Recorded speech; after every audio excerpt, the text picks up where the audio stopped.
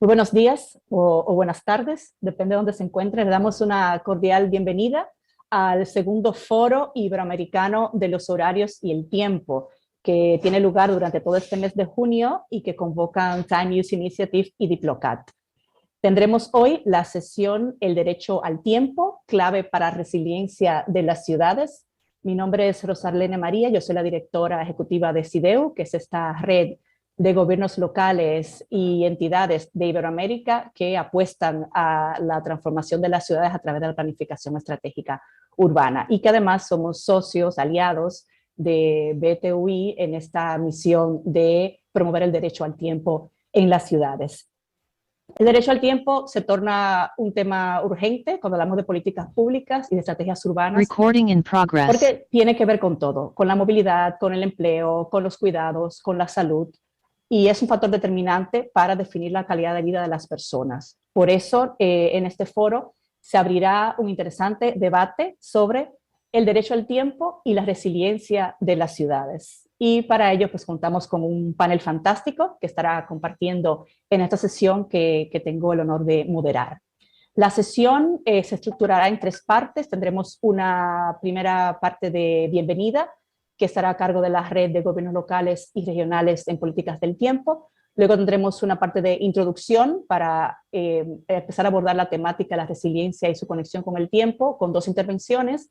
Y finalmente tendremos un diálogo con representantes de ciudades que son pioneras en este tema y que estarán reflexionando desde la experiencia de sus ciudades. Y pues al final tendremos un espacio para compartir preguntas del público. Antes de iniciar unas notas técnicas, tenemos activado el chat de YouTube para que puedan compartir sus comentarios, sus pensamientos sobre el tema y sobre las presentaciones, y también podrán utilizar ese chat para escribir las preguntas.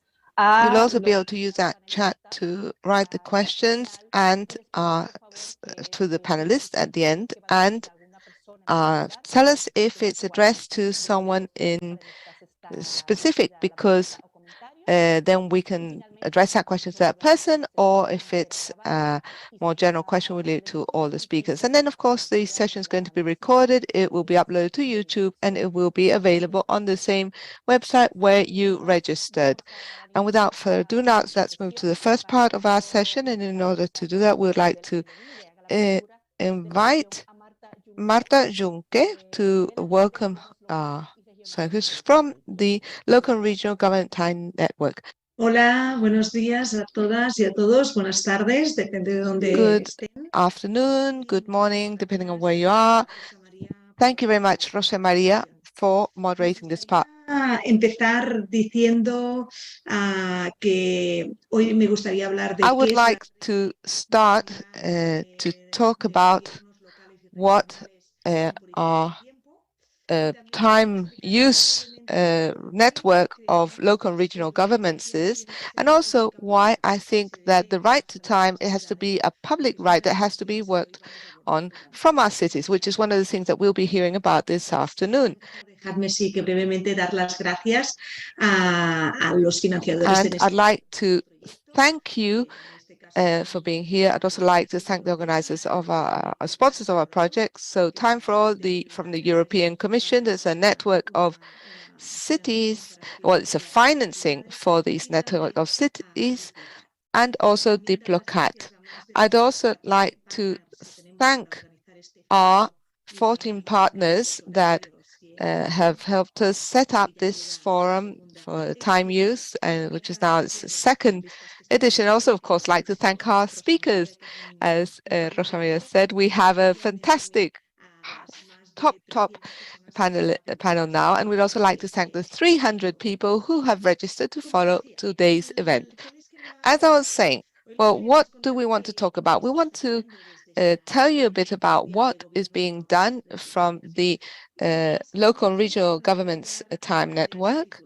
And we're going to give you a few headlines here. This is the only network that exists in the world where we have cities, metropolitans, and regions that together are working on time policies and that are trying to ensure that this is a right for the citizens. This is a network that was created in 2008, but after the pandemic, there have been a lot of new partners joining our networks. We have both European cities, the historical cities, and we'll be talking to Barcelona. We'll hear from Bolzano in Italy also. And we also have new cities that are joining to learn and also to show us what they've been doing themselves. And in a sense, I'd also like to acknowledge the leadership shown by Bogota and Buenos Aires, who will be with us today, and how they've been promoting time policies and the right to time in all Latin America. Our cities network offers three things, mainly learning, the learning of how to share amongst us what are time policies, because we know this is a new concept. A lot of people wonder about what it actually is and how it can be applied. So first we have to learn from a theoretical perspective, but also from a practical perspective. And from this more practical approach, every 6 months we publish best practices. What is being done today in these cities, in these metropolis, in these regions in this sense. And finally, we also have events such as these face-to-face events in order to strengthen our network. And just to end, because I think the important thing now is to listen to our panelists and not so much what I have to say, but I do think that we should see why the right to time should be a public policy. OIT, la Organización Internacional del Trabajo. And I'd like to say that the ILO acknowledges that the time for work is essential for life, of course, and the rest of the time that we use to organizing rest, self-care, and looking after ourselves is what makes us feel better or worse. So time policies contribute to a more egalitarian society. And I'll just give you a figure. 30% of people in Latin America suffer from time poverty. They don't have time for themselves. And a healthier city, today we calculate that between 1 to 2% of GDP could be gained if people lived better and had more time. And this is something which impacts us all. And there's also an issue related to mobility, especially in Latin America. 20% of a day, of each of our days, is spent just on commuting, moving from one place to the other. So this is time that we could be spending in a different way. So for all these reasons, I think it's really important that public policies should take into account time as a key decisive aspect when public decisions are made. And this is why today we'll be hearing how cities and citizens can be more resilient if we have the appropriate time policies we'll be talking about. Thank you very much and welcome to our session. Gracias a ti, Marta. por esta bienvenida. Vamos, tal como está previsto. Thank you, Marta, for that introduction. And now we're going to get down to the topic of our meeting, which is the right to time, the key for cities resilience. And we have two speakers with us today, Esteban Leon, who's the leader of UN Habitat City Resilience Global Program, and Carlos Moreno, the scientific director of the Chair Entrepreneurship Territory Innovation at Sorbonne University in Paris.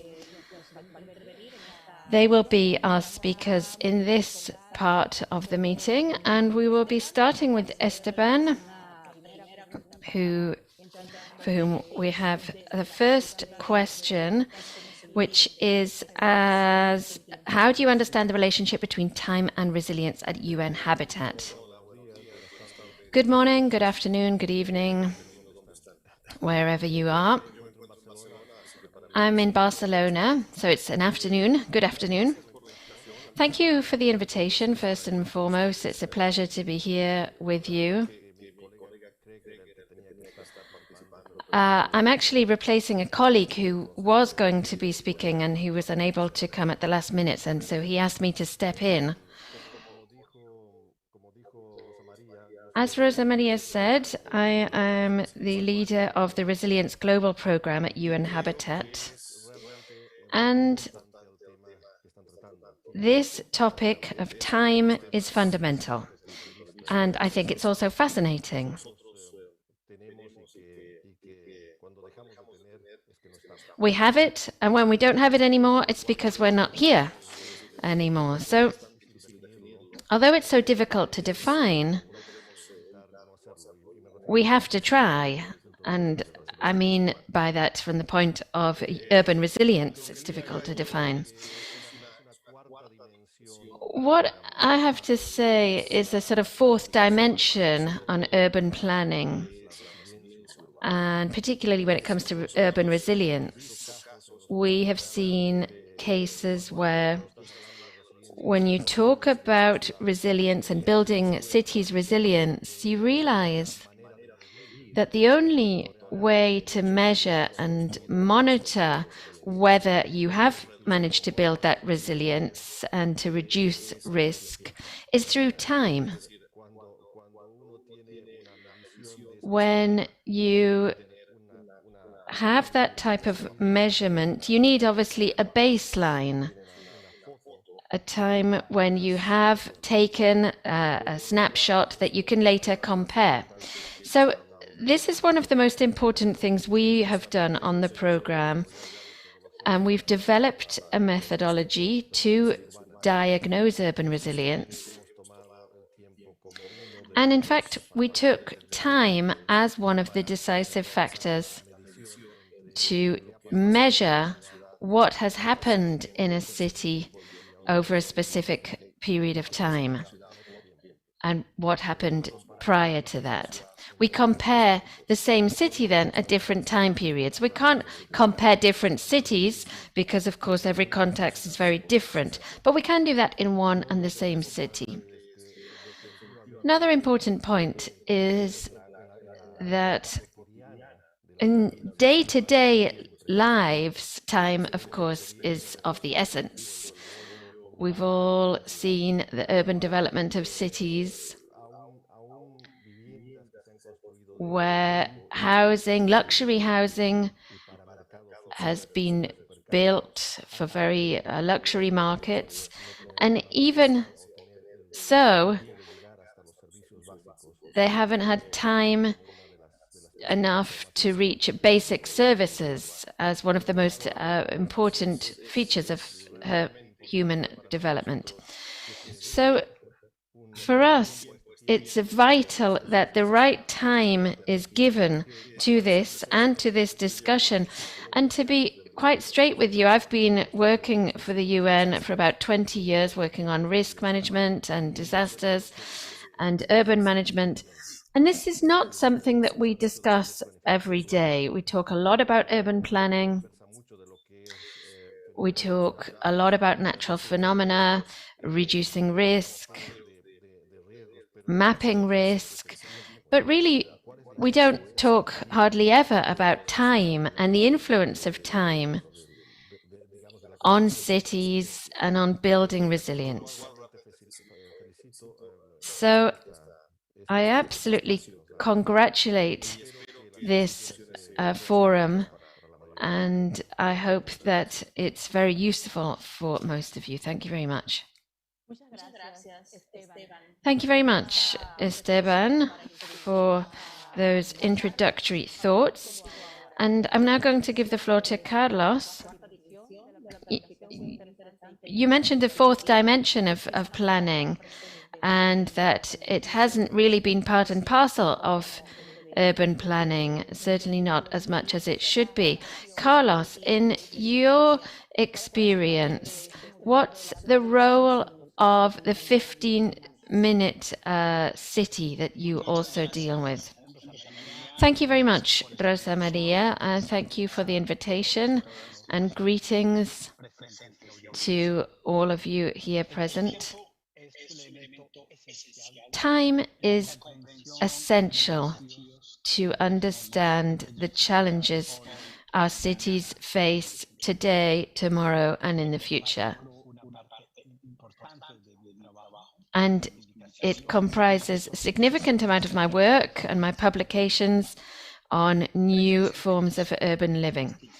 3 straightforward points. In ancient Greece, there were 3 times: the chronos, chronometer time, the time for each activity, kairos, and the time for spirituality, edion. In the postmodern world, cities are based on production. In the Athens Charter, Le Corbusier, modern architecture, functionalism. This started in 1933. So for the last 90 years, we have been living under this model. Le Corbusier said that cities that are successful are fast cities.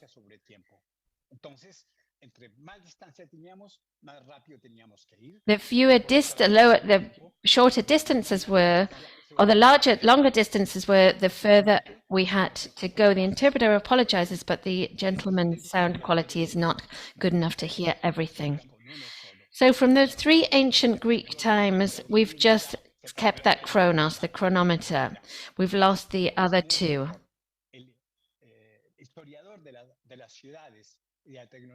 A city historian said that after the Industrial Revolution, what was most important was how to measure time, because time became something that we started to look at in minutes and seconds. And it's that model of cities.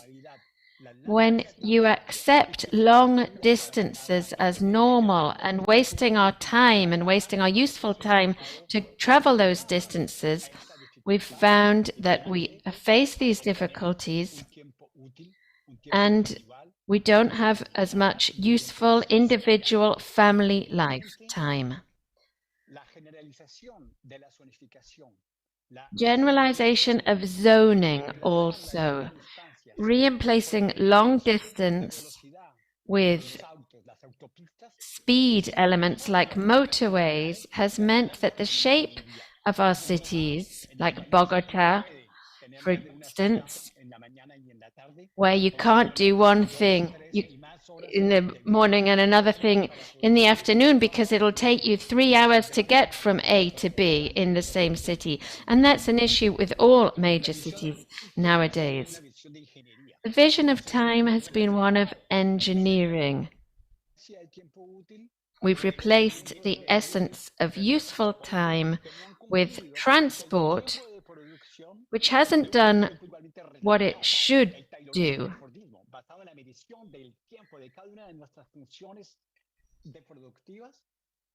We've focused more on production, and that has become the axis of the pace in city. The pace of this city, right from when we get up at the time.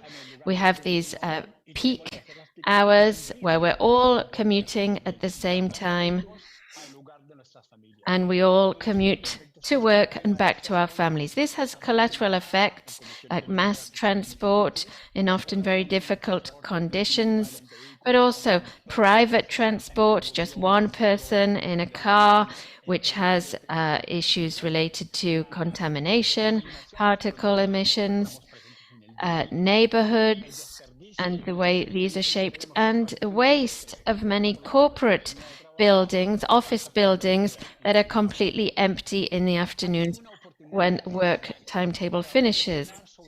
There's been a movement to reflect about social time and family time. And we're realizing now that everybody looks at time on their wristwatch, but nobody ever has enough time.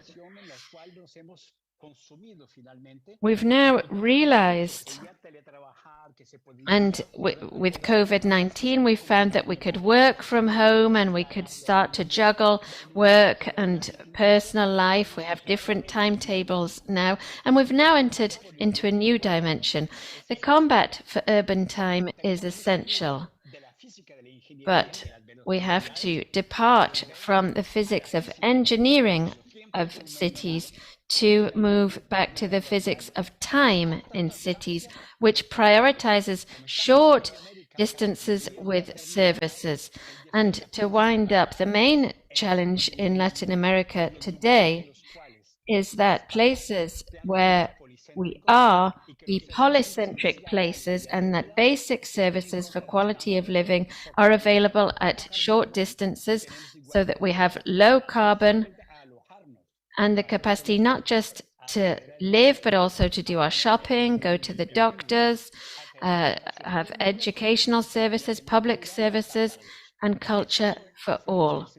This is the 15-minute city, a polycentric, multi-service, multi-use city with intensive use of everything that is available, to stop building things that are further away that we need to go faster towards. On the contrary, to what Le Corbusier said, it's not about the fast city, it's about having many services nearby so that we can live better. That's the 15-minute city. Y preciso. Hacemos una última ronda con ambos. Yo creo que Carlos de alguna manera empezó a introducirse un poco en esta última pregunta. We're going to take a last round now. Carlos already started talking about this, but now I'd like you just to tell us in just 5 minutes what best practices or key elements which you have implemented in urban areas and that you know about in order to enhance resilience. I think that you already started commenting a bit about that, but we'd like to hear a bit more. So can we start with Esteban, please? Thank you, Rosa Maria. I think that what Carlos has said is really interesting and really important. Now, let me just talk a little bit about what we're doing before giving you some examples. On urban resilience, our position is to change the normal situation, which was what we had up to now, which was to be focusing on natural catastrophes. So mainly, we were looking at natural catastrophes and what would happen in cities when they were affected by one of these large dimension weather impacts or natural catastrophes. So we tried to change that. We wanted to place a spotlight on the resilience of the cities, of the urban system. So we've gone from focusing on the natural phenomenon or natural disaster, although that's maybe not the best way of naming it, but we didn't focus so much on the urban setting. So that's the first point. And then, of course, if we try to draw an analogy between the urban system and our human body, that means that instead of focusing on disease, we'll be focusing on a healthy body. So the point here is that if an urban system is healthy, then probably they will also respond in a healthy manner if there is an external impact, shock, or any stress. So functionality is really important. And we've been very lucky because the City Council of Barcelona has offered financing to us, and also the European Union, the Commission, has offered financing to develop this methodology. And they've also opened up the doors of the town council so that we can develop this methodology together. This is not a desktop work, this is a city work, so which has been really important. And we've developed this methodology within a city and helped by another city. It's a very practical approach. The European Union has given us funds in order to test out a methodology in other cities. We have done that in Maputo, in Mozambique, for instance, also in the West in Dakar in Senegal, and also in South America, in Asunción in Paraguay, and also we tested it in Vanuatu and Buvila in Asia Pacific, and also in the coldest city in the world, Yarusk in Siberia, and also the hottest one, which is in Brazil. And we've also tested it in the Caribbean. So we've tested out our methodology in different parts of the world. So this is not just a theoretical approach, but it's a mix of theory and practice. And what we have seen in the various dimensions that we've mentioned, which is the length, the width, and the depth of a city, when you think about what Carlos was saying. So in that 15-minute city, it's precisely that factor, time, that will allow you to realize whether or not you are resilient to external threats or disasters. So it's that work of factoring in the reasons why a city is not resilient. And in doing that, we have discovered that obviously there are cities where resilience is lost because they don't have a good use of time. And I don't really like naming cities here because I think it's best not to single them out, but rather to mention the problems that they suffer from. So one city, for instance, we call it, if it's trancaderas, which is in Spanish, which means you're stuck in traffic, basically, and you're not moving forward at all. So when a city has been designed for a certain number of inhabitants and then there's a growing population, there's more vehicles, and you are completely gridlocked, just stuck in traffic, that is a time problem. You are stealing time from your citizens. The fact that they can't reach their work in much shorter time period than they should is something which is happening all the time, especially in our world in which it's an increasingly an urban world, and there is an expansion of citizens in cities, and that has not been kept up with by the cities themselves. And then another important thing is that if we don't measure these time factors, then we're going to have serious problems. And I think I've already been going on for too long, actually. So if you have any questions, I'll be delighted to answer, and I'll be with you all afternoon.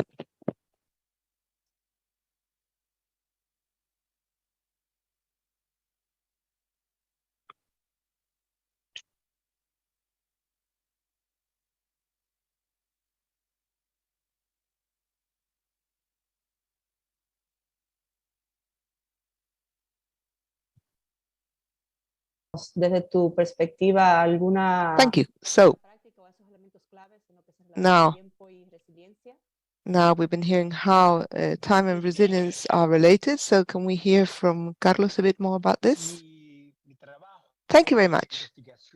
My research and applied work has led us to realize that beyond resilience, which is an element to make sure that you continue with the activity in hard times, you have to really look at this from the other angle, from the urban perspective, taking into account the strategic importance of time in our lives. And this is what is guiding our proposals that we offered in different cities. we have to find a way of reconciling personal time, productive time, family time, social time, and the time we need to rest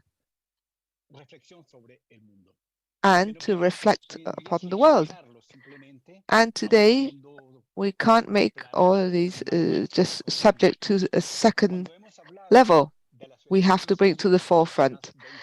And when we speak about the 50-minute city in dense cities or other types of cities, well, there we have to make sure that we offer priority for that to that useful time and make it a multi-use time. So it's not just a product, but it has to be the key to quality of life.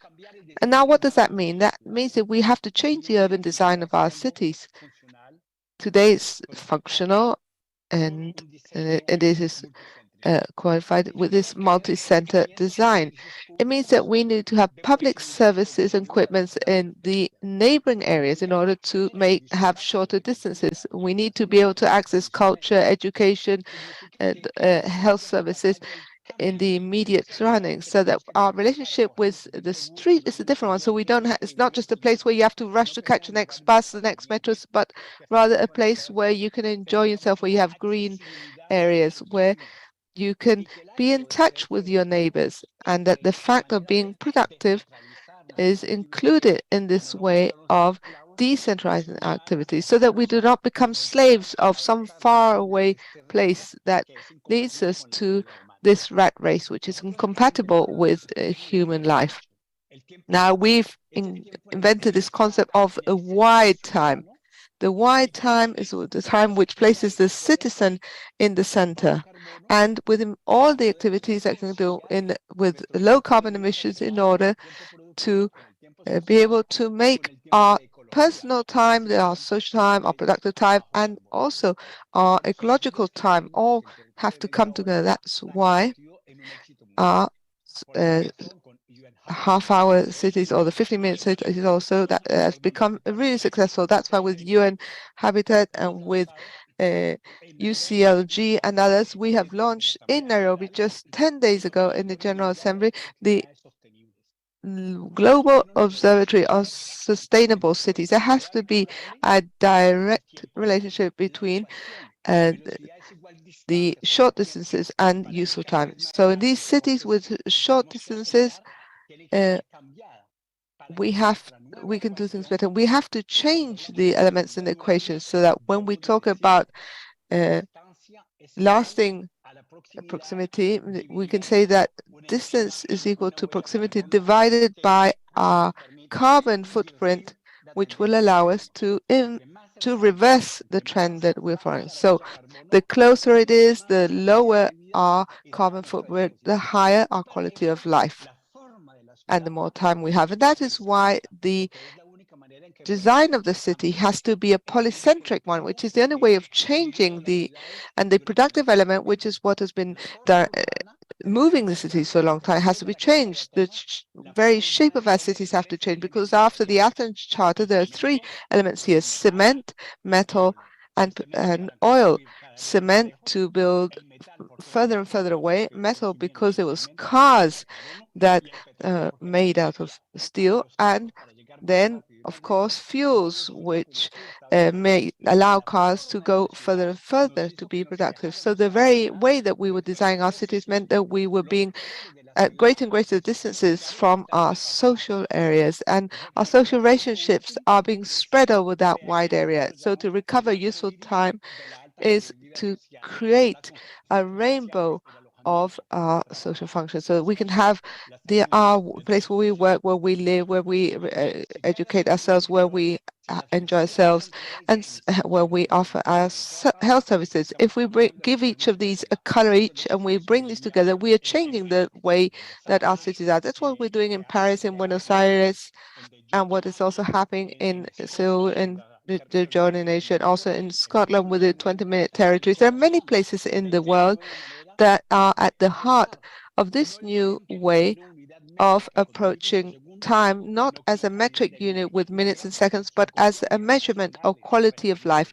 And we ensure that our national, regional, local, metropolitan authorities change the way that they measure time, and that they understand that time is quantitative in the sense of days and hours and minutes. But if we quantify it as quality of life, we are changing our urban setting, and we'll stop building housing, mere housing, but we'll rather create areas with equipment and with services. And this is what we're still a problem in Latin America, where we are building housing further and further away without any type of services or equipment. And we are making that problem greater and greater, because the more we do it, the greater distances we have, less time we have for each and every one of us. That's why we say that the key issue in Latin America for the next few years will not be housing, but livability, because livability does not just mean having access to a house, but also to all the proximity services. And that will allow us not just to be resilient, but allows to be at the focus at an urban and territorial policy that will change the economic model, where time comes in as a key element, which will lead to this greater proximity. Thank you very much. Muchas gracias, Carlos, por este cierre fantástico. Thank you very much, Carlos, for those last few words. I think we have achieved our goal of having a general perspective of the resilience and time. And both of you have said that this is a key element, not just to manage our cities, but also to understand the challenges that we're facing as cities. So it's a key strategic element for our lives and for public policies, therefore, in order to achieve resilience. So now let's end with this first part, introductory part. We're now going to open up a dialogue with the cities. We have 4 female representatives from the cities who are part of the teams that are moving forward with these processes in both Europe and Latin America. So let's start off by very briefly presenting our speakers. We have with us Sonia Ruiz. He's the Director for Gender and Time Policies from the City Council of Barcelona. Silvia Profante, who's the Director of the Office for Time and Statistics from the Municipality of Bolzano, and which now is the World Capital for Time Policies in 2023. Also Natalia Oviedo, who's the advisor for the district in Bogota for women activities. And also Natalia Fidel, she's a member of parliament from the Autonomous City of Buenos Aires. And with our 4 speakers, we'll spend the next 40 minutes approximately in order to follow our dialogue. There's going to be 2 parts to this. First of all, that we will be reflecting together with our European speakers, so with Sonia and Silvia, and we will ask them to kick off our debate about time and our cities on the basis of 2 questions. We want them to tell us about how do time policies contribute to resilience of your cities, and also what kind of instruments and governance models do you have for the implementation of time policies. So they have 10 minutes each, and we're going to start off with Sonia. Welcome, Sonia. Thank you. Good afternoon. And thank you very much for the opportunity to talk about time and resilience, and to hear also these very relevant reflections. I've already made a lot of notes, so thank you to Time Use Initiative and the local and regional governments Time Network for setting up this second Ibero-American Forum. We were lucky enough to take part in the first also when we talked about time policy. So thank you, Marta, Rosa, and the whole team. Since 2019, the City of Barcelona has an urban resilience department. And 2 years ago, our city was named World Hub for a climate change effect reduction. We work closely with UN Habitat on their City Resilience Global Program, as Esteban Leon said. And the City Council has also carried out an interdepartmental and participatory process of thinking on urban resilience, looking at it holistically as management of social, economic, natural, environmental, infrastructural, and technological risks. And I'd like to share some of the work we've done on resilience related to time. The first has to do with managing urban resilience. And as Esteban Leon was also saying, for instance, when we're looking at improving our response and lessons learned from critical episodes, you need to minimize impacts and reduce recovery time in the city to get it back to as it was, while also fostering the capacity to adapt to changing circumstances. But paying attention to the dimension of time and urban resilience also has to do with focusing on risks, the type of risk that we are looking at, shedding a light on these from the time dimension, and from public policies. Once we've detected risks, you need to respond to them and address them. And that might mean extending the scope of local policies. So in this participatory process to map the risks faced by the city of Barcelona, we think that aspects such as gender violence, feminicide should be taken into account, particularly at a time when this is on the rise. Also, we've seen on our map, we've looked at possible failures of a just, inclusive energy transition, as well as problems related to access, be it food or technologies. Also, poverty and inequality, not time poverty, but we will look at that. Housing problems and shortages, as we've just heard as well. Livability, affordability, the lack of an economic system which focuses on care. And this broaches on the care crisis. And of course, that has to do very much with redistribution of time and activities and all human activity. So time helps us to extend the scope of our responses and also sheds a light on where needs are most important, such as care. A crisis which is very much a global, but also an everyday risk. And bearing in mind inequalities in time use, free time is, of course, essential in equal, healthy, sustainable, and resilient societies. So cities must be planned, managed, and funded for harmonious time organization, meeting everyone's needs, particularly, however, those who are most vulnerable.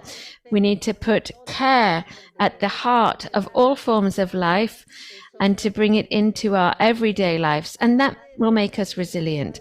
In addition to the care crisis, where there's an aging population in Barcelona, where people need help during work times, there's also a crisis, climate crisis rather. We need green spaces, various resources, and how to combine the needs of those who live and work in this beautiful city with the needs of those who visit us. So from that perspective of intersectional inequalities in time use,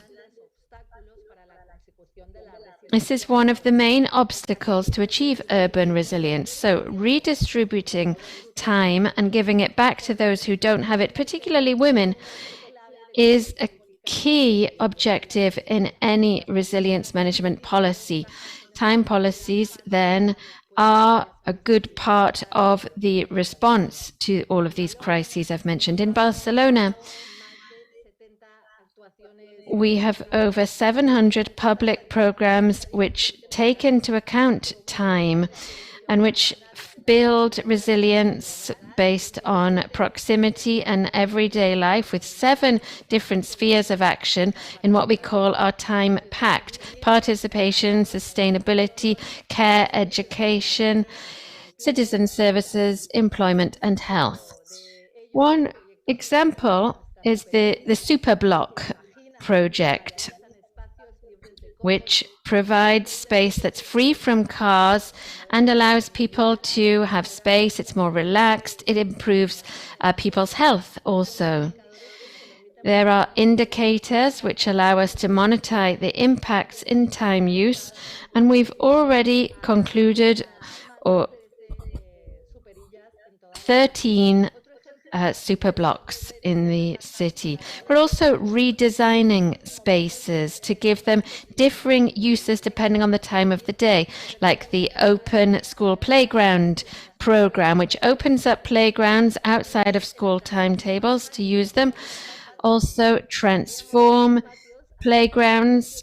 We are making them into climate shelters, factoring in education, community services, and also factoring in time.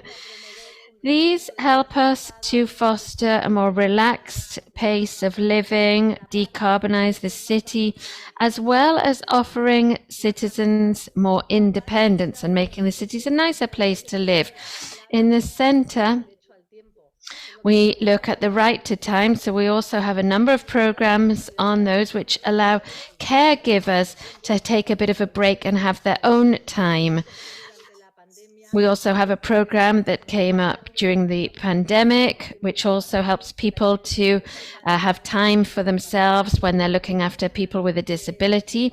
Also a neighborly program, which brings together all programs available for people who are dependent and providing them in each and every neighborhood of the city. In September, we activated the Caregivers Card, which is service for those 350,000 caregivers in our city. Last but not least, an example of a time policy that I wanted to share with you, which also helps to consolidate resilience, is digitalization of public services. And here, for example, we have video conferencing services for general public services, which helps people to save money and time when they need to get in touch with the city council, and makes sure that it breaks down any type of bias by gender, class, or any other.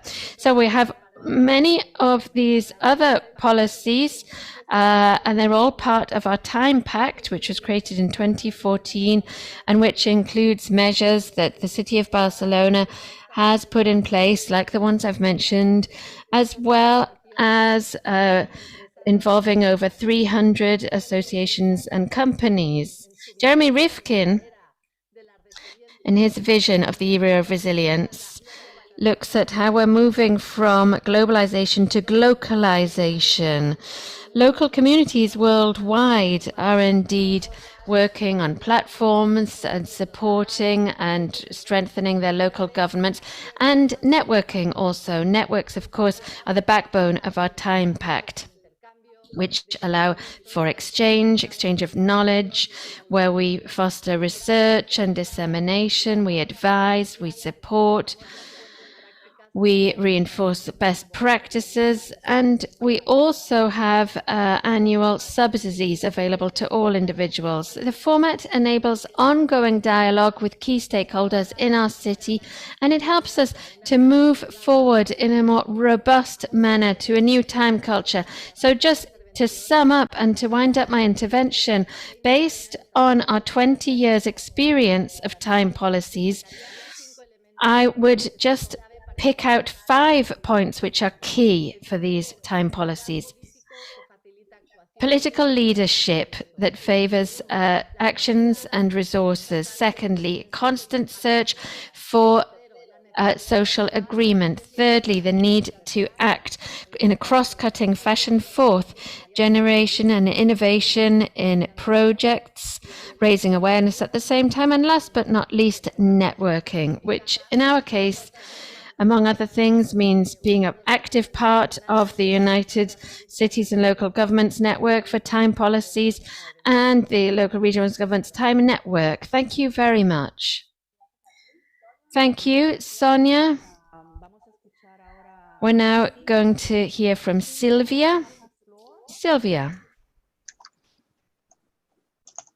Thank you very much, Rosa Maria. It's a very pleasure for me to be here and to discuss with you about time policies and about resilience.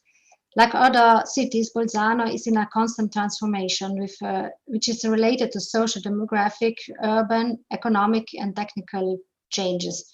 First of all, due to the low birth rates in Bolzano and the increasing life expectancies of the average age of the population has risen over the past years up to 45 years. Then we have people from 120 different countries that moved to Bolzano during the last 20 years. On the other hand, also the city is expanding and neighborhoods become more densely populated. So we have a changing of the economic vocation of the city from commerce and services to tourism. And the municipal administration is trying to follow the digital trends and become more smarter. We introduced a lot of online services, and in relation to this, also attempts to support those citizens who are not able and they don't have sufficient IT skills to keep up with this digitization, and thus they risk being left behind. We have seen that in addition to these trends, during and after the pandemic, a new time and space approach emerged. First of all, a more intensive and flexible use of the public space for leisure and events. Then the need to think about sustainable mobility solutions for safe travels and equalized traffic in accordance with the organization of the urban activities. The reorganization of the school times and the use of the school rooms as an opportunity to think the reorganization of the family systems, as well as the organization of their working times and the leisure times. And a new access to public services. They are now online by appointments, there are new opening hours, so we have to think about a new time and space organization of the city. Since the time policies in Bolzano aims to optimize social time structures and the organization of space, it's ideally suited for finding solution to these new challenges and to contribute to the resilience of our city. In our case, the task of the Time Office in the administration is to study the city as a whole, trying to understand the current needs of all citizens and also of the city users, just as to coordinate the actions and to establish relations between the different offices of the administration. We have like a directing task, but how do we act? First of all, the issues and the possible measures have to be defined. So afterwards, we have a discussion with the politician, and in our case, we have a councillor. So we can evaluate and assess the contents, the targets, and the goals of the whole project. After this exchange of information, the next step is the practical implementation of the policies by setting up working tables with all stakeholders, looking for the best solutions for everyone involved. But this process does not end with the implementation of the policies, but there's a continuous monitoring of the functioning and the effort of these policies. Because the reality is always changing, so it's essential to re-evaluate the measures we have taken and to adapt these measures to the new needs. To come to the second question, what kind of instruments and models we have in our municipality to implement time policies. First of all, Italy has a specific law for time policies.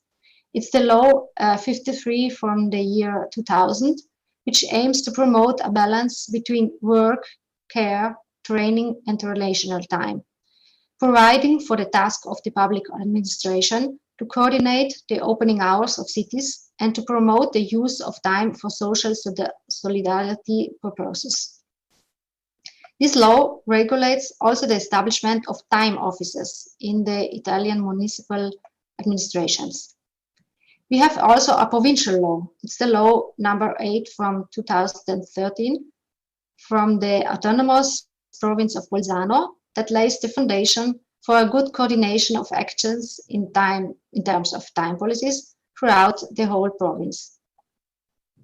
To define the macro goals of our office, the Bolzano Time Plan was drafted and afterwards approved by the City Council. This document contains guidelines to improve the quality of life of the citizens and the city users, as well as the urban environment through a better organization of services schedules and a better use of urban spaces. Each year, the specific goals are defined with the staff of the office when the so-called DUP, it's a unified strategic document, is drawn up, and this document is required to all municipal offices. Another important aspect, the presence of the time office in the organizational chart is crucial.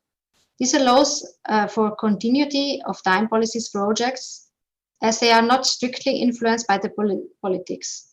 The development of the project is followed by our office, and the staff must be very competent, and we have we always try to put great attention and a great importance to training. The office is currently located in the Division for Planning, Control and Information System, but ideally it should be in close contact with the city mayor, or at least located in the general management. This would give a broader overview of the competences of all other offices and facilitate the development of well-planned projects in cooperation with others.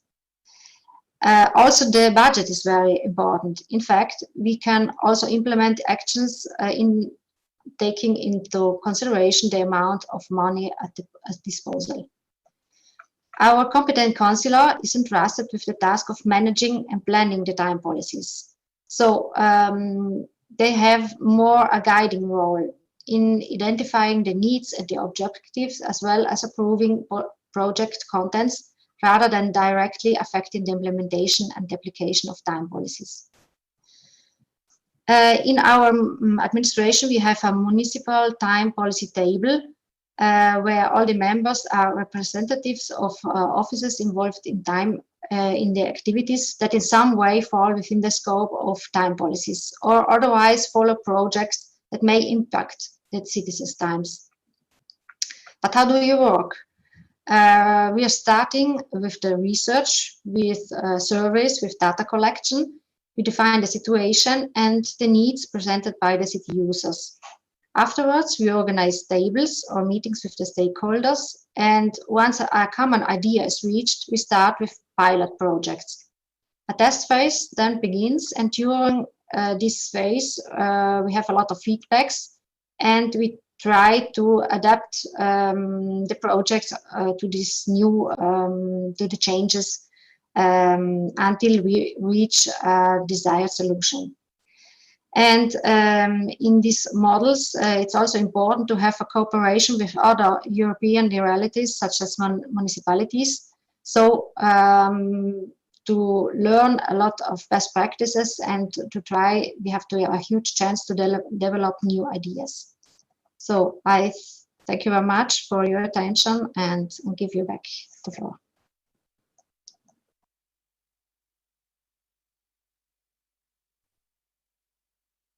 Thank you, Silvia. Pues ya tenemos Thank you, Silvia. Ya tenemos esta.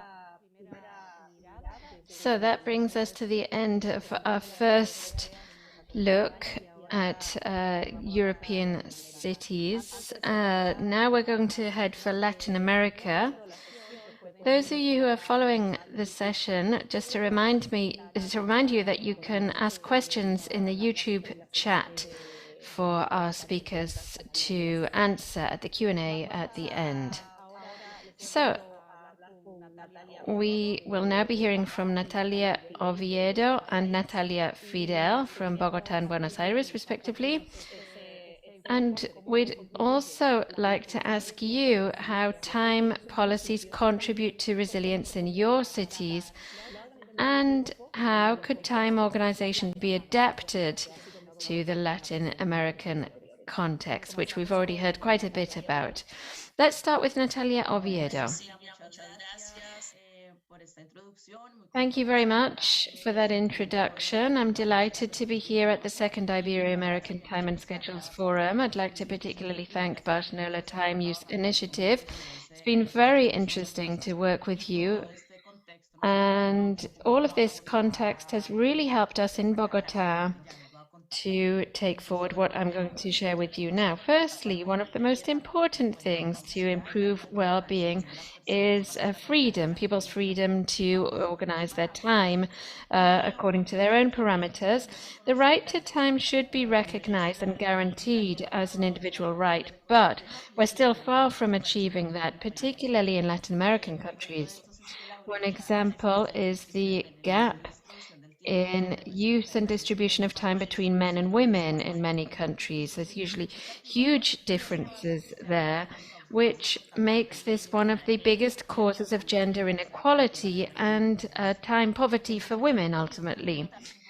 I'd like to tell you a little bit about what we've been doing in Bogotá and why we decided to have care blocks, as we call them. In Bogotá, there are about 4 million women in the city, of whom 3.6 million disproportionately carry out non-remunerated care work and usually devote 7 hours a day to that. Of these 3.6 million women, 30%, that's 1.2 million, does that full-time care work. And of course, that's a structural cause of inequality and, as I said, time poverty for them. In addition, the overburden of care has other repercussions on these caregiving women.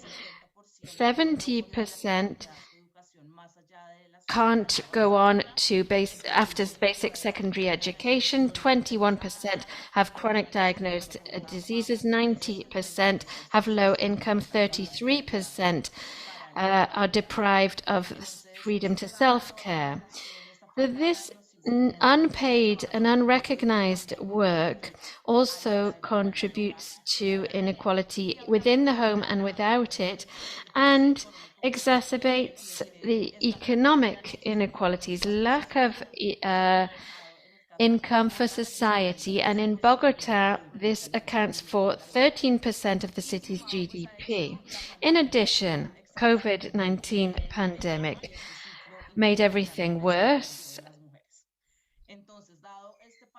Given this outlook then, and mindful of these restrictions on time and the lack of opportunities this means for women, in Bogotá, thanks for under Mayor Claudia López, we have come up with a gender-focused time pact focusing on development and well-being. We set up our first system,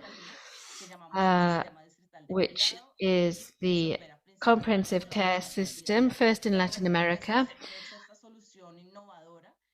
This innovative solution provides access so that caregiving women can be involved in educational, professional activities in their care. In Bogotá, we had a broad offer for children, for the elderly, for people with disability, but carers would go to service centers and they could just see how they watch their children play football. So what we decided was that when that child was playing football, there would also be services to the mums. The idea is to free up time so that women can improve their physical and emotional well-being, increase their opportunities for training and income, and reduce gender and class inequality. It's important to stress that caregivers can decide what they want to do. Not all might want to be professional or go on to higher education, but rather they should decide freely how to spend their time. The care system has 3 goals. One is to reduce the time that goes into unpaid care work. The second is to recognize caregivers' contribution. Often they're asked, what do you do? And they say, I don't do anything. When in fact, of course, they're ironing, washing, cooking, and so on all day long. And the third goal is to redistribute the care responsibility more fairly between men and women and everyone in the home. As I said, there are 2 types of service. One for caregiving women, where we provide educational, recreational activities, help to go on to further secondary education, and to help them earn money. And for other people who require care, we offer professional care services and recreational activities, and a cross-cutting to everything for all men and women and families. We have workshops and culture change programs, which we think are key to implement all of this change in Bogota. So, as I said, we have what we call care blocks and mobile care services that go to people where we can't set up a whole block. This is a time policy which contributes to cities' resilience, creating a caregiving Bogota, recognizing all people, particularly caregiving women. Also,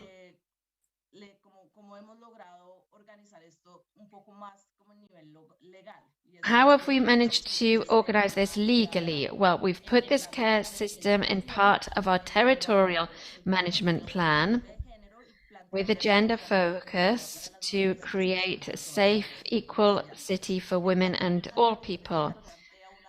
The territorial plan seeks to redistribute public services, looking at those who use them most and making sure they can access them. Thanks to this system, we have managed to change the lives of many caregivers. We have various different centers. We've made sure that 500,000 women can graduate their high school certificate. Thousands have other qualifications, and we've provided 150,000 people with recreational activities. So that's an overview of what we've done. In Latin America, we are starting, I think, to look at the use of time as a right. And as in Barcelona, where we have time use initiative, it's important to look at this in our region. In Bogota, we started looking at time poverty and linked to unpaid care work and the gender imbalance there was there.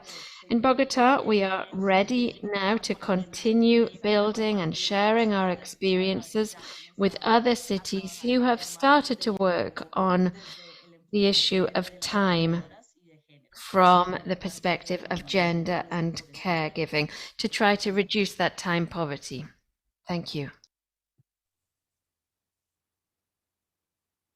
Okay, so thank you very much for speaking so fast and giving us 2 minutes of your time, which was well. Now we're going to move forward hearing from Natalia Fidel.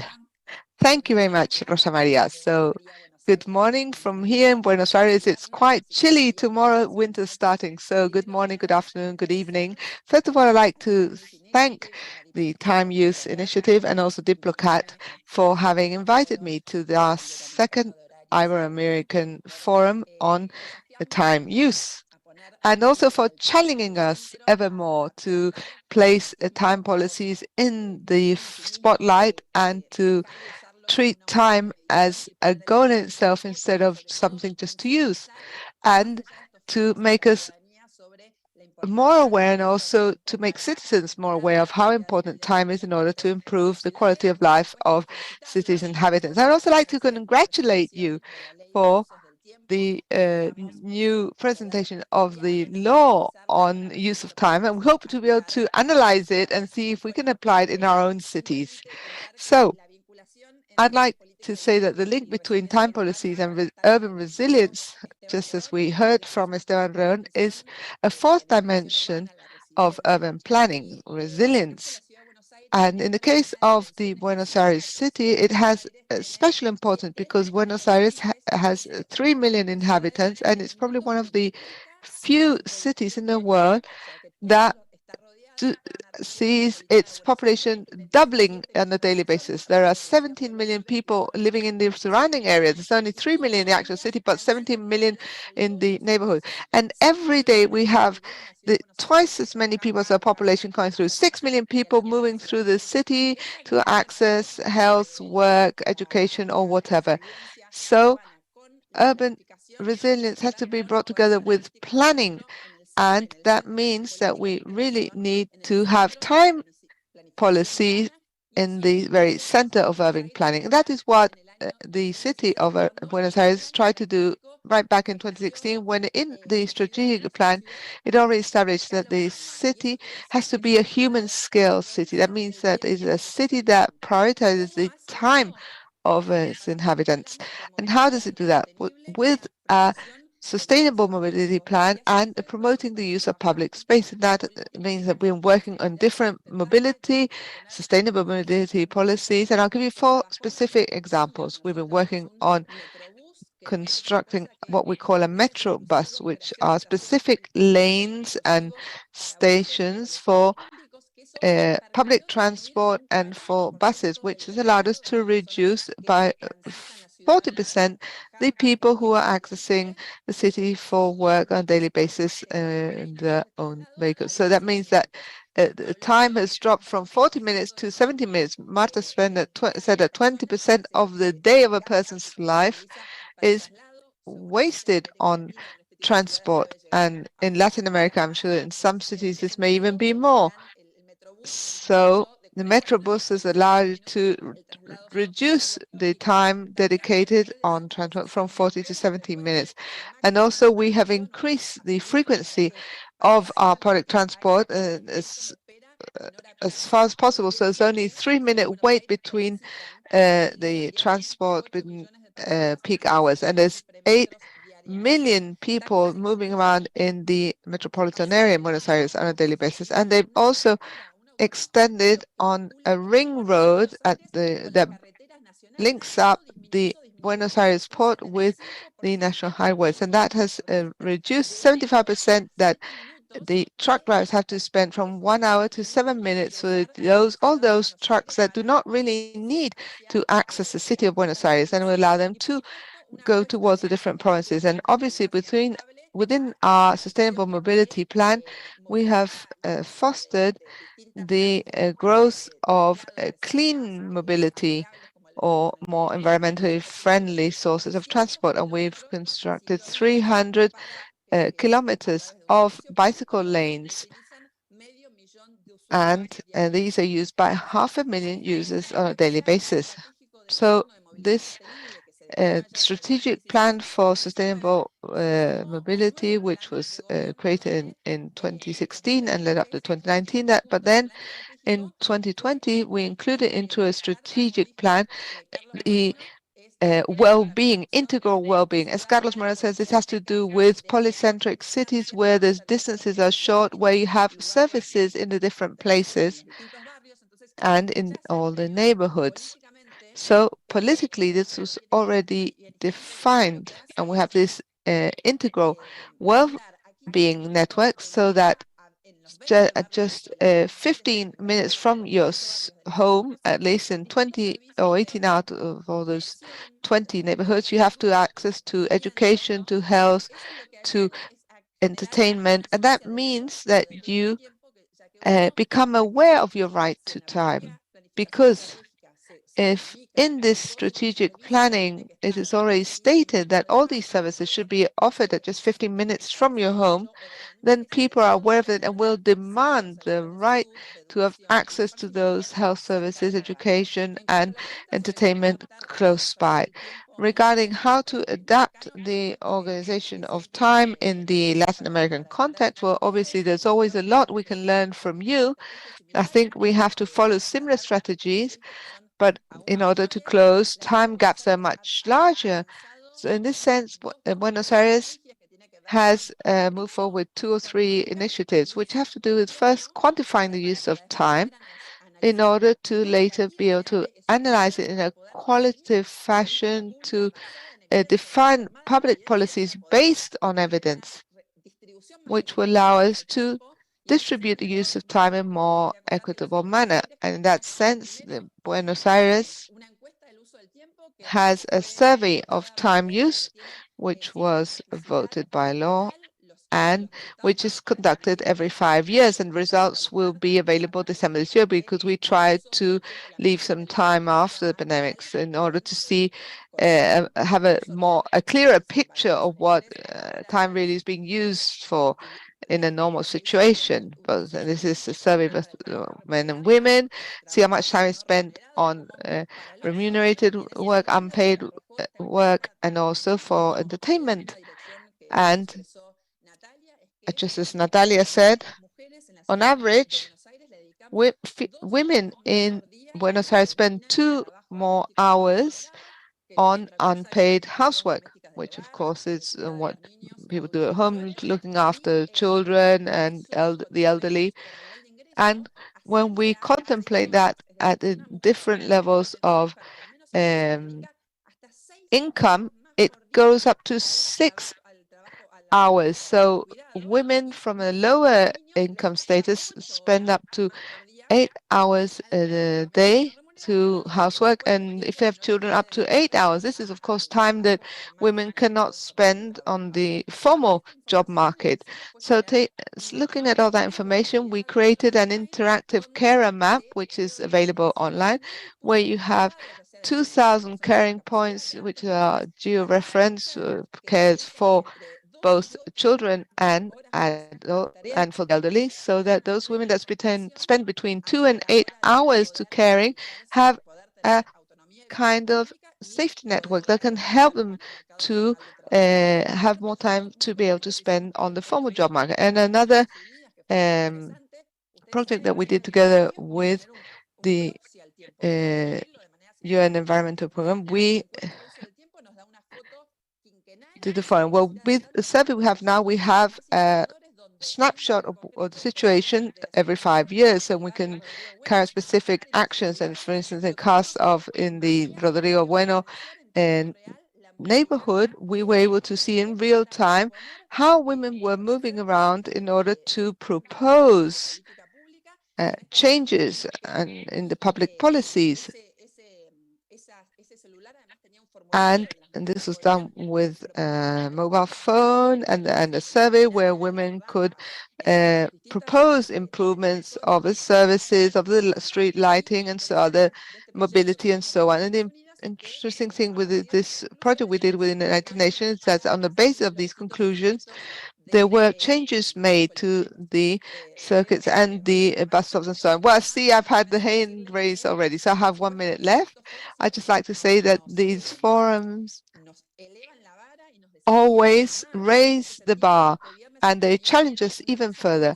So last Friday we had a very interesting roundtable between legislative aspects and scientific research aspects to see how to analyze these quantitative data in a qualitative way in order to define our public policies. And we now have 7 new proposals to see how we can make inroads when it comes to improving the organization of time so that the distribution of time is more fair. And there's one thing I laid out, which was the digitization of public services, as Sonia said. We have to take into account how important it is to communicate these reforms, take into account how important the right to time is. And in this case, we have digitized 88 different administrative procedures, and we could just have spoken at the time of innovation or so, but when this was publicly communicated in the different media, the head of the service said that with these 88 new procedures, we were giving time back to citizens so they can spend that time on whatever they wish. So these are strategies that lead to a change in the use of time and that also make people more aware of how important it is to have that right to time. And then finally, we have to look at how we can become more equitable in the use of time. I think in Latin America, we have to work on the change of time, the seasonal time changes. We are using the -3 one, but geographically we are located in -4, and some provinces are -5. So we really need to have a debate on the fact that we need just to have 2 time zones in order to make a better use of natural light and not need to use artificial lighting when you have to go to school, because that's an impact on the chronobiology of our pupils. And there's also very much a Spanish culture regarding our dinner time. We have dinner at 10 o'clock at night, but we have a British culture when we start school before 8 o'clock in the morning. And there's been a lot of research that proves that if you start school at least just half an hour later, it has a positive impact on the performance of students and the learning experience, and of course has a positive impact on their health. So we should also cut back on our working weeks. We still have a 45-hour working week in Argentina. That should be reduced. And why not talk also about maternity and paternity leave? We were one of the countries that have the shortest paternity leave in this case, just 2 days. And there's no way we can expect shared responsibility of looking after children. And something very innovative is have a lighting protocol in public hospitals. If we were able to switch off the lighting in intensive care and reduce noise in intensive care units, this would mean that 20% of patients would be able to leave the hospital earlier. And of course, all this is a lot of costs related, a lot of savings to be done. And this is very simple, as Sonia said, with political will, this can be done. And then just finally, something really important in this hybrid working situation which we are now after the pandemic. We have to take into account the well-being of people, and this is related to digital well-being. So we have to take a close look at legislation such as what we have in France, the right to be offline so that you can manage your digital time better. So I think we have to continue working on making aware, raising awareness of the importance of the right to time, and time not as a metric unit, as Carlos said, but as a goal in itself that improves the quality of life of citizens. And in a sense, we have to learn a lot from you to go from this industrial paradigm of 8 hours to a diamond of the vital balance, where we have this equilateral where we will take all these aspects into account. Thank you very much for your experiences. Thank you, Natalia, as well as Sonia, Silvia, and Natalia Oviedo for that very wide-ranging overview of how we're managing time policies in cities. I think the contrast between the proposals of Bogota with this care system so robust, and the contrast with Bolzano, which has a very complex legal framework dating back to the year 2000. So there are many opportunities for lessons and exchanges there, and obviously listening to Barcelona talking about the super blocks and climate shelters and using facilities at different times. Also, we heard at Buenos Aires and the Metro bus service, not just how important time measurement is, but also mapping uses, mobility and care. So it's been fascinating, and I wish we could go on for hours, but I do appreciate your efforts to explain all of this in a nutshell. And although we don't have much time left, we do have a few minutes to take some of the questions that our YouTube followers have put to us. We've got some specific questions for a specific person and some general. One very specific for Esteban Leon from UN Habitat. In the next few years, will time policies be on the program of UN Habitat and the methodology that you were talking about? For Natalia Oviedo, is the National Time Use Survey used to identify supply and demand for care services in these care blocks? So these are two specific questions for those two people, but for anyone, we have a question on this 15-minute city. Unfortunately, Carlos Moreno had to leave because he had a trip, but I'm sure any of other speakers could answer. Is this idea of the 15-minute city the same for men as it is for women? Does it have the same impact? Another general question: how could we bring in the issue of time policies and their link to resilience into city networks in terms of decision making and the learning that we're doing in this session? So I'll open up the floor to any of our speakers to answer any of those questions.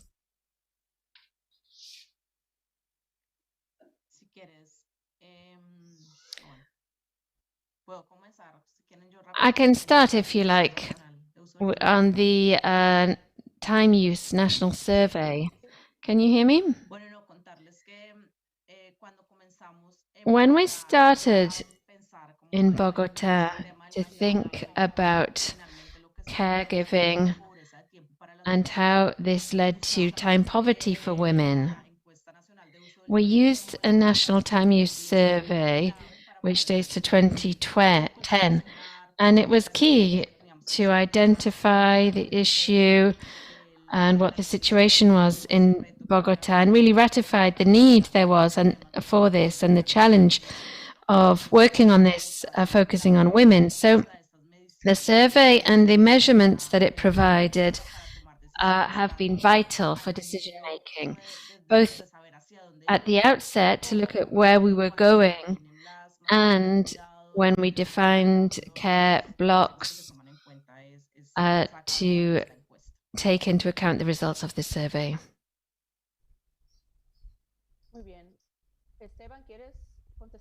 Esteban, would you like to answer the question that was addressed to you? Yes, well, indeed, time, as I said at the start, is one of the dimensions that UN Habitat sees as most important, not just for urban resilience, but also urban planning.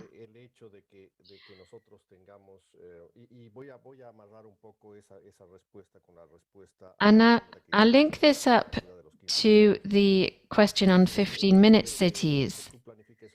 The fact you plan a city where citizens can move around more quickly,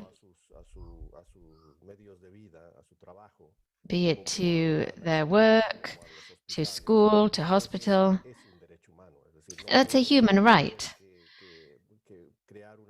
You can't create cities where people are going to be stuck in traffic jams for 2 or 3 hours. As I said earlier, I know a city, and we did this analysis about 15 years ago, where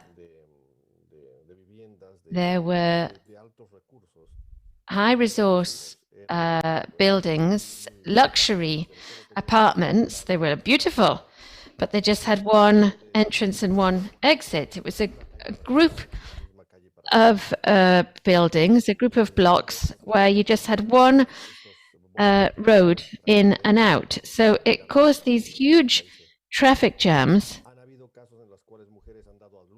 And there have been even cases of women giving birth because they couldn't get out of these high luxury apartments or sort of condominiums. So these are things that you have to think about when you're planning cities and building housing. And that also picks up on the question on whether 15-minute cities are more important for men or for women. Inarguably, every city is different, and so I wouldn't dare to compare Buenos Aires with Medellin, for instance, or Asunción. They're totally different contexts, and you can't compare them and say one is better or one is doing things better. The only thing you can do is compare the same city in different periods of time to look at whether it's improved from 5 years ago. The same goes for citizens. You can't compare who it's better for. For a segment of the population, they're more vulnerable to this type of time-related issue. And the other answer to the 15-minute city is that it's obvious and logical to think about what we've just been through recently when we analyze our COVID response and situation. Obviously, if you want to have a population with a certain amount of space between people, you also need to bear in mind that if they need to go to hospital, it can't take them 60, 90 minutes. You need to centralize basic services, and that's absolutely key to achieving a 15-minute city. The more time people have to spend going from A to B in a city, not just in terms of time, but it also gives it makes for more potential contact between people in the case of a pandemic. We've seen many examples where we've kind of got stuck lagging behind in urban planning, and you can't compare to what we have to do now. But in brief,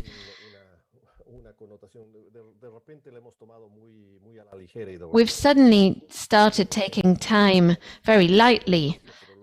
We haven't been aware enough of the fact that the only thing that human beings have in common is time. Our time for living, our time for transport, our time for spending time together.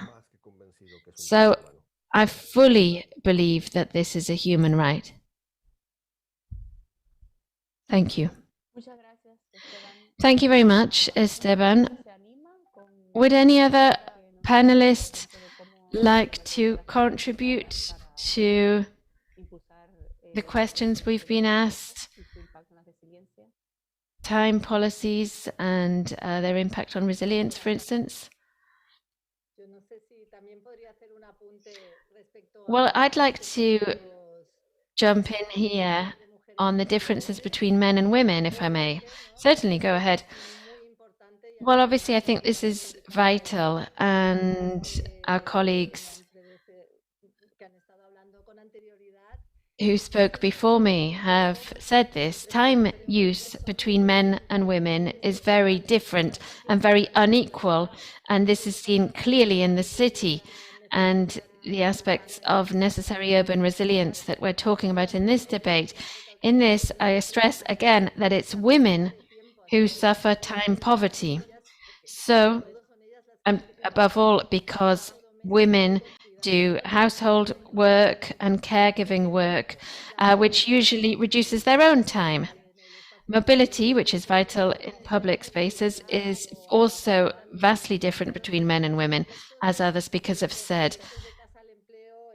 Commuting journeys, that typical time that men have a direct journey from home to work, whereas women go on shorter journeys. They tend to go first to school to drop the kids off. They then go to the supermarket. Then they go to the health center. They do lots of journeys en route as well. And so women use public transport more. Men tend to drive their own cars more. So if we want to promote the 15-minute city with local close-by services, we need to do that with the thought that we're giving women back their time. Equally, we need to redistribute caregiving time between men and women and balance that out so that we can create these more resilient cities. And it's vital to integrate time indicators and gender indicators in doing all of this, because there are huge, very pertinent inequalities and use of public space. Just to tell you a brief story, the most downloaded document on the City Council of Barcelona's intranet, i.e. our workers at the City Council, have most downloaded the handbook that we have with gender perspective urban planning. And gender perspective urban living. This is a document that's aimed at rebuilding our cities so that upcoming projects also factor in the gender dimension and the time use dimension to mainstream these and make our cities much fairer and much more sustainable. And if I may also add a note on networks, I think these are key for us to continue sharing practices, those of us who are already doing that work, the various different local governments and their engagement in various forums, so that we can also learn more. Time surveys are a very powerful tool in Latin America, and in Europe, we have a lot of experience, or we have a lot of room to grow and learn from these instruments to help us do better diagnoses and to come up with better policies as a result. So I would always stress in social needs, inequalities that stem from time use, to basically allow us to come up with better policies amongst all. Thank you. Sonia, no sé si alguna otra Sonia, ponente se anima. I don't know if there's any other speaker who wishes to make a final comment. If not, we shall move on to closing our session. Yes, just very briefly, Rosa Maria. I'd just like to add on to what Sonia said. If the impact of the 15-minute cities has a different impact on men and women, but clearly no, because the use of cities is different, and poverty is represented by a woman. As 70% of the caregiving activities is done by women. That's why we have to bring these services close and create a network so to look after our carers, and that will have a greater impact on women, who are the ones who are spending most time to caregiving. And without further ado, I'd just like to thank you, and being part of this network is something that helps us to think about the multidimensional aspect of time and the huge challenge that the right to time is, and it's right to our citizens. And this is what makes us to really work hard to ensure that this right the citizens has can lead to the fact that both men and women can make a free use of their time, and there should be no discrimination in any way. I think we still have a lot to do in that sense in order to look at the right to time in this multidimensional perspective. And of course, we'll be delighted to continue working with you to generate public policies in order to generate a fairer distribution of time, and also to strengthen Article 1 of the Declaration of Barcelona on the right of time, to work on the importance of the awareness of the right to time as a possible strategy that would lead us towards a more sustainable development. So thank you very much for keeping this topic on the agenda in such a professional, consistent manner, and to keep us constantly challenged to show good experiences and also to learn from best experiences from others. Thank you very much. Unas palabras de cierre. Well, thank you very much. I think that those is an excellent idea to wind up on. Now, let's bring our panel to an end, but I'll very quickly like to mention the activities that we have planned within the scope of our second Ibero-American Forum. There will be a presential activity in Medellin called The Right to Time in the Metropolis, which will be on the 22nd of June, Colombian time, in the Valle de Aburrá. And those of you who will be there, you'll be able to attend this event in the auditorium in Valle de Aburrá, and also as a closing event for our forum, there will be a presentation of a panel called Giving Time to the Caregivers and the experiences related to. So we'll hear examples from people from CEPAL, from Claxo, and also from the authorities in Bogota and Barcelona. That will be on the 27th of June, the same time as today. And this will be our final closing event for the forum. I hope you'll be able to attend. So without further ado, we will finish by thanking all of our speakers today who have shared in a very succinct manner and with a short time period the experiences, and they've shown us very enriching experiences, which will allow us to continue learning from other cities and to try to bring our time policies and urban policies in line to offer benefits to the people we work for. And also like to thank BTUI and Diplocat for inviting us to this event to talk about this important topic. So we'll leave this here, and we hope that you'll have a fruitful day. Thank you.